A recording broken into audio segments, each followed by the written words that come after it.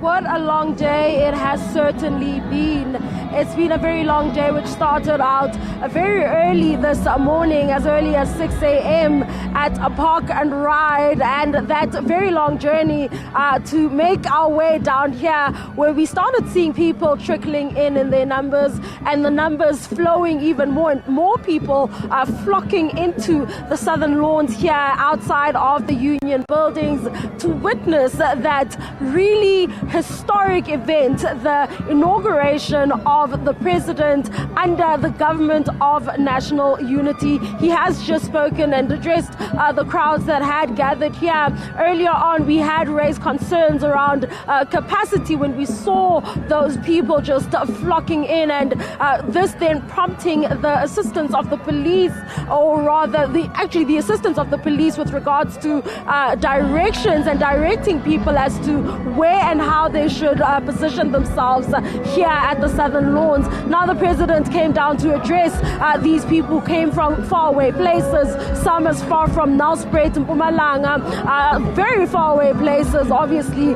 being bussed in order to witness this occasion. And he said that, you know, he sent out a very stern warning to those he'll be working with as a part of the government of national unity, talking about the fact that they want to serve the people and provide jobs for the people, and those who do not want to work with the party will not do so, you know, and they have the right not to do so. However, those who are found doing in wrongdoing will face the full might of the law, and that is the warning that was issued here to the people outside of here. But that promise for jobs, and that promise that the government of national unity will work to create jobs. I'm joined by one young person, and this person really stood out for me because she's one of the youngest people, not necessarily the youngest, but she's by far in between the age groups that I've seen in terms of the people who are here. Why did you come here? I came here for our President Ramaphosa and to rejoice with everyone else here around, and to listen attentively what the speech that he's giving to us, to the youth, and to each and every one person who is here today. You know, it's so interesting because there's this whole narrative that young people have no interest in politics or do not even care about voting and voter apathy. Every kind of accusation has been directed at young people, and it's quite enlightening and refreshing to see young people such as yourself here. And you know, the president has not been very popular among young people. There's even a phrase that you guys have come up with as young people, which is the Ramaphosa economy. Tell me about that. Well, I think people now, they see that the food increasing has went up. So I think that's based on that. Like there's a lot of things, school fees, yeah. But then I hope that some things will be fine. But then it's not just here in South Africa, everywhere. I mean, certainly that is something we did speak about offline, where you were talking about the fact that, you know, South Africa does not exist in a vacuum, but, you know, global economic trends do have an impact on the cost of living in South Africa, which was quite enlightening for someone as young as you to even understand that. Are you confident in the speech that has been delivered by the president and the promise of, you know, jobs as well as clean governance? Yes, definitely. I think that our president will definitely do some change right now.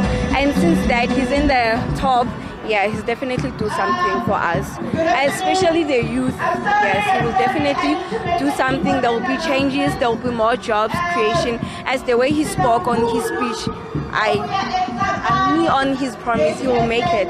Certainly, there we have it. One young, very confident person saying that they're very confident that the promises that have been made by the president just here outside the southern lawns will indeed come to fruition. Well, I'm also going to bring in someone else who said they came all the way from Nelspruit, who wanted to speak to us. It seems as though they've become very stage. I don't know what happened, very shy. So, you said you came from Enaspoti. Actually, siyabonga ukuthola le opportunity so that we can be part of the inauguration of the president. hoping that the new elected president will bring change to the society of Mpumalanga. As we all know that there is no shops in the country, service delivery, crime and all those things that are affecting the community. So we do believe that the GNU will try and sort out those challenges that we are having as a society. But we do believe that the most important thing that we need is service delivery as the people of Mpumalanga. Another thing that is an issue to us as residents of the country is the issue of 26 million registered voters in a big country like South Africa. That means there are loopholes. IEC doesn't do his job thoroughly because we should have at least half of the population of the country being registered to vote. So they must roll up their socks and get back to work.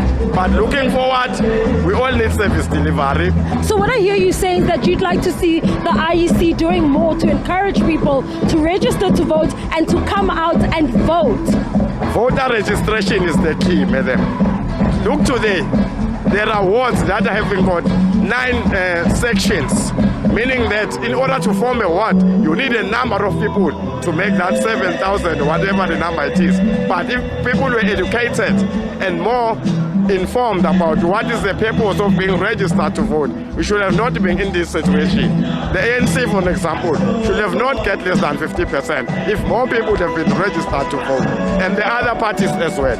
So my request is that IEC can roll up their socks and make sure that people are registered so that they get more information about the purpose of being registered to be a true South African citizen. Certainly, I think it's quite enlightening, sir, that you would speak of the IEC and the role that it should be playing in society with regards to promoting voter registration as well as ensuring that people come out in their numbers. I mean, we did witness some technical issues, in certain areas with the VD scanners not working and some people being discouraged and leaving the queues and leaving without even casting their own votes. Your thoughts on that? How do you feel about the fact that people were frustrated to that extent? It's all based on the voter education system. It is not escalated to everyone in the society.